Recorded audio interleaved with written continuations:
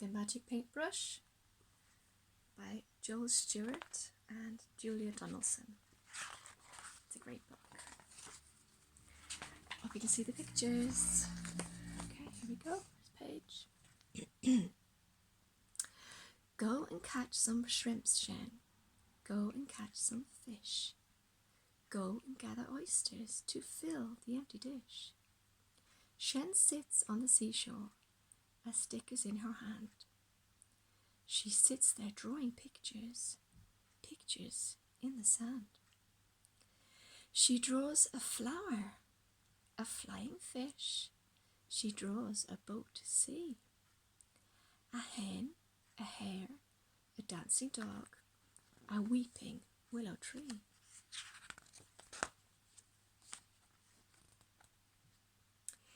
The waves roll in and wash away the pictures in the sand.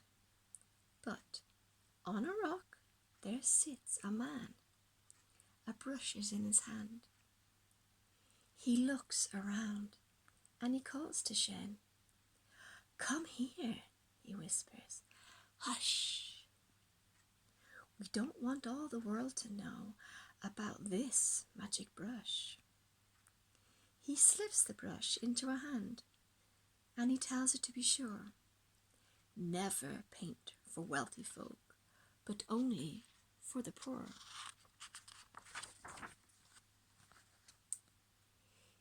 Did you catch some shrimps, Shen? Did you catch some fish? Did you gather oysters to fill this empty dish? No shrimp, no fish, no oysters. She laughs and she runs inside. She paints a pot and then stands and waits until the paint is dried. The paint dries on the paper and the painting of the pot is not a painting anymore, but real and steaming hot. The pot is full of shrimp, Shen. The pot is full of fish.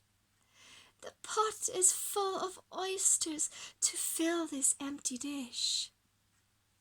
The village people hear of the news, and into the house they crush. The young and old all want to see Shen and her magic brush.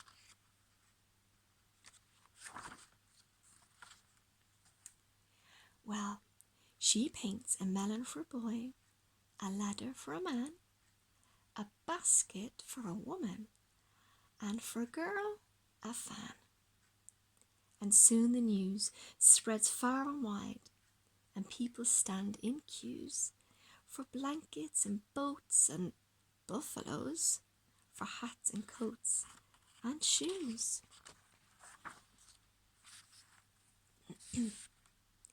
The news spreads over the fields of rice and over desert sands, until at last, on the other side, inside Shen's house, the powerful emperor stands. I order you to paint a tree and make it very big. Instead of leaves, paint golden coins, 100 on each twig. Shen shakes her head.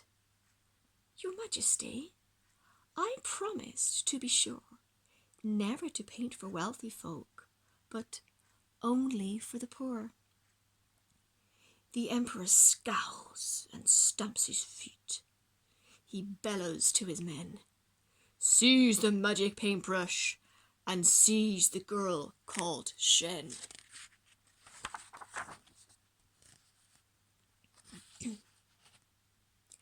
Now Shen sits in a prison upon a cold stone floor. She waits there until the emperor opens that prison door. He holds the magic paintbrush and he orders, paint that tree. Paint me a big tree of golden coins and then you shall go free.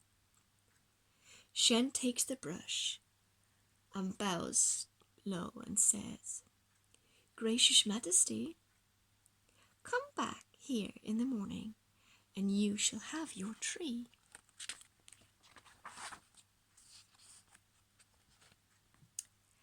That night, the emperor lies in bed and dreams about his tree, while Shen is busy painting a horse and then a key.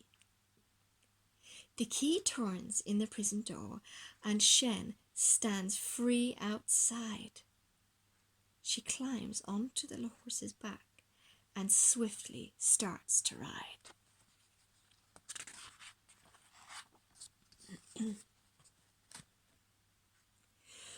Where are my coins? The emperor shouts. Where is my golden tree? Where is this magic brush? He cries. Who let the girl go free? He climbs on his fastest horse and he rides with all his men over the fields and desert sands, and they gallop after Shen.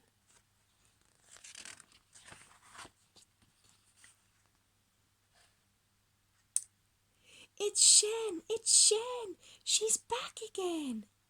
The neighbours all gather round, but Shen is painting silently, while distant hoofbeats sound.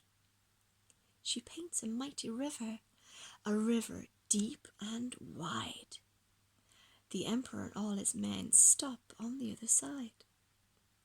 The emperor scowls and stamps his foot, and he shakes his fist at Shen.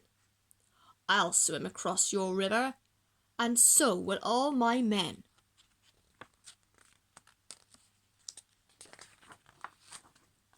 But Shen is busy painting a beast with scales and claws.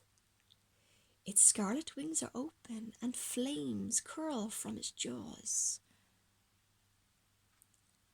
My dragon needs a tail, says Shen, and then it will be real. Yes, then it will be roaring and ready for a meal. Now shall I paint that tail? She asks, or would you rather go?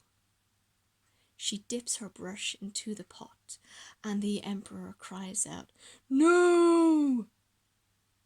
He turns his horse, and he rides away, away ride all his men. Shen takes the magic paintbrush and starts to paint again.